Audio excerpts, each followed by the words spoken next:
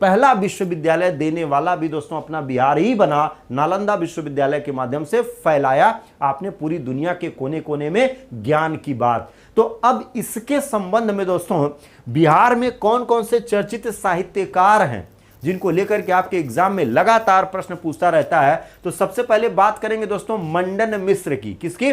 सबसे पहले बात करते हैं मंडन मिश्र की। तो 8वीं शताब्दी में सहरसा के महर्षि महिषी नामक स्थान पर दोस्तों ध्यान रखिएगा, सहरसा के महिषी नामक स्थान पर जन्मे मंडन मिश्र प्रख्यात दार्शनिक के रूप में इनको जाना जाता है। और मिथिला के प्रसिद्ध विद्वान एवं दार्शनिक मंडन मिश्र शंकराचार्य के समकालीन थे। किसके दोस्तों? शंकराचार्य के। यहां पर ये जो आप इमेज देख पा रहे हैं, ये इमेज दोस्तों आदि गुरु शंकराचार्य की है। ये इमेज जो आप देख पा रहे हैं, ये इमेज किसकी है? ये इमेज दोस्तों आदि गुरु शंकराचार्य की है। ध्यान रखिएगा, ये इमेज आदि गुरु शंकराचार्य की दोस्तों ये इमेज है। हालांकि यहां पर दोस्तों मंडन मिश्र की इमेज अवेलेबल नहीं थी, इसलिए वो यहां पर नहीं आसानी से उपलब्ध हो पाया। तो ये शंकराचार्य के समकालीन थे। ये किसके समकालीन माने जाते हैं? शंकराचार्य के समकालीन माने जाते हैं। और शंकराचार्य को दोस्तों आप जानते हैं कि हिंदू धर्म, सनातन धर्म संस्कृति को पुनर्स्थापित करने का इन्होंने एक प्रण लिया और उस संकल्प को सिद्ध करके दिखाया भी। क्या? उस संकल्प को सिद्ध करके दिखाया भी। तो ये ध्यान रखना, 8वीं शताब्दी में सहरसा के महिषी नामक स्थान पर दोस्तों मंडन मिश्र जी का जन्म हुआ था, जो आदि गुरु शंकराचार्य के समकालीन थे। जनश्रुतियों के अनुसार दोस्तों शास्त्रार्थ में शंकराचार्य के द्वारा पराजित हुए थे और इनकी पत्नी भारती ने शंकराचार्य को पराजित कर दिया था। तो आप इससे अंदाजा लगा सकते हैं दोस्तों कि बिहार में साहित्य के क्षेत्र में, ज्ञान विज्ञान के क्षेत्र में दोस्तों महिलाओं की चर्चा हमेशा से रही है। क्या? महिलाओं की चर्चा हमेशा से रही है। तो मंडन मिश्रा का जब शस्त्रार्थ हुआ था आदि गुरु शंकराचार्य से, तो आदि गुरु शंकराचार्य ने इनको उसमें पराजित किया था। लेकिन आगे चल करके दोस्तों मंडन मिश्रा की जो पत्नी थी भारती जी, इन्होंने मोर्चा संभाला और फिर इन्होंने शंकराचार्य को पराजित कर दिया था। और इन्होंने दोस्तों मीमांसा पर चिंतन व्यक्त करने की बात करी थी। तो दोनों की दोनों चीजें ध्यान में लेकर के चलना है, जो कि आपके एग्जाम के लिए दोस्तों बहुत ही खास बनेगा ये घटना। अब आइए दोस्तों महाकवि विद्यापति भाई, यूं ही इनको महाकवि नहीं कहा जाता है, श्रृंगार रस के दोस्तों महान कवियों में महाकवि विद्यापति का नाम दर्ज होता है। और विद्यापति को अगर देखा जाएगा दोस्तों तो इनका जन्म जो है वो दरभंगा जिले में हुआ था, लेकिन बहरहाल अब ये वर्तमान में दोस्तों मधुबनी जिला के अंदर है। जब इनका जन्म क्षेत्र यानी जब 1352 में इनका जन्म जो वर्णन मिलता है, तो उस समय दोस्तों जो मधुबनी जिला है वो दरभंगा के अंतर्गत आता था, दरभंगा रियासत वो कहलाता था।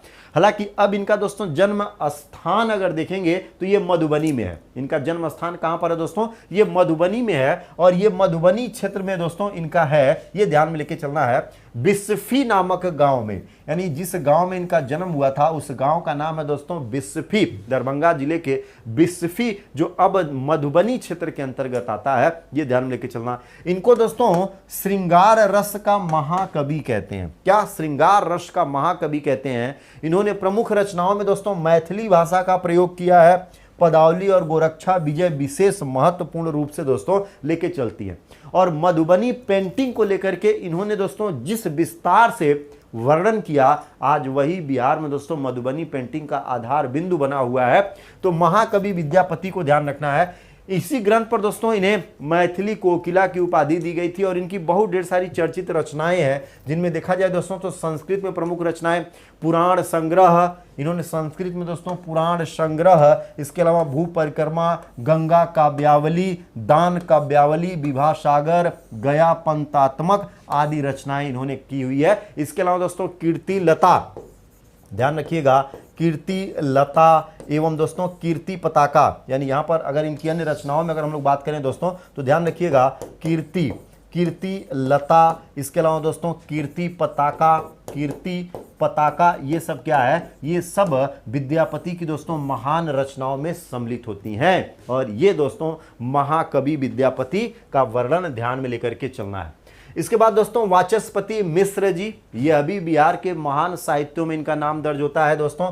तो वाचस्पति मिश्र को अगर देखा जाए तो शंकर भाष्य पर भाष्य भागमती नामक टीका इन्होंने लिखा हुआ था, जिसके लिए जाने जाते हैं। देश में बौद्ध धर्म के विस्तार में इनका महत्वपूर्ण योगदान था। तो वाचस्पति मिश्र दोस्तों बौद्ध धर्म और उसके शिक्षाओं के विस्तार को अपनी लेखनी के माध्यम से एक आधार देने में सफलता प्राप्त करी हुई थी, जिसके कारण इनका नाम दर्ज होता है। अब दोस्तों शिव पूजन सहाय, नेक्स्ट कवि साहित्यकार में दोस्तों बात करें तो शिव पूजन सहाय हिंदी भाषा के सुप्रसिद्ध साहित्यकारों में इनका नाम दर्ज होता है, जो कि दोस्तों 1893 में वर्तमान बक्सर जिला के उन्वास गांव में इनका जन्म हुआ था। तो शिव पूजन सहाय दोस्तों बक्सर जिला से संबंध रखते हैं। कहां से?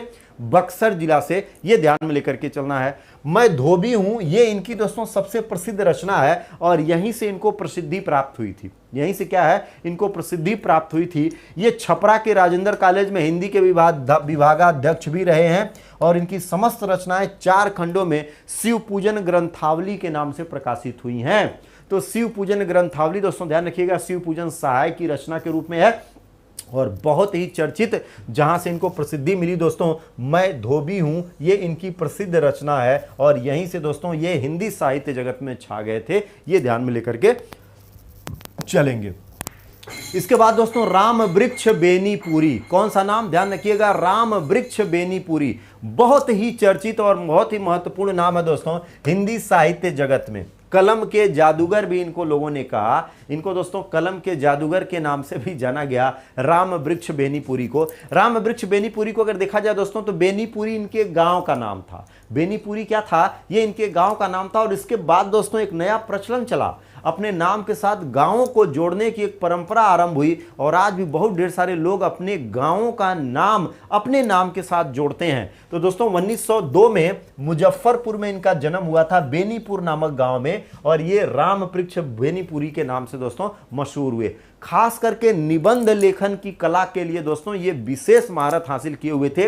इनकी बहुत ढेर सारी प्रमुख कृतियां हैं जो आपके एग्जाम में पूछी जाती हैं, जैसे माटी की मूर्ति, पतितों के देश में, लाल तारा, चिता के फूल, कैदी की पत्नी, आम्रपाली, संघमित्रा, अमर ज्योति, तथागत, सिंघल विजय, नेत्रदान, गंगाओं के देवता, नया समाज, सीता माँ, विजेता, गेहूं और गुलाब। गेहूं और गुलाब, ये ध्यान रखना दोस्तों, ये सब इनकी क्या है, बहुत ही चर्चित रचनाएं हैं। आम्रपाली, यहां पर दोस्तों ध्यान रखना, अम्बपाली, आम्रपाली, ये आम्रपाली के रूप में देखा जाता है। 1968 में दोस्तों हृदयघात के कारण इनका देहावसान हुआ था, ये ध्यान में लेके चलना। तो राम वृक्ष बेनीपुरी, ये दोस्तों आपके एग्जाम के लिए बहुत ही इंपॉर्टेंट होंगे और इनकी रचनाएं खास करके दोस्तों गेहूं और गुलाब, ये आपके एग्जाम में लगातार पूछता रहता है। तो सावधानी से लेकर के चलना है, जो आप सभी के लिए क्या है, मोस्ट इंपॉर्टेंट है। क्लियर? चलो भाई।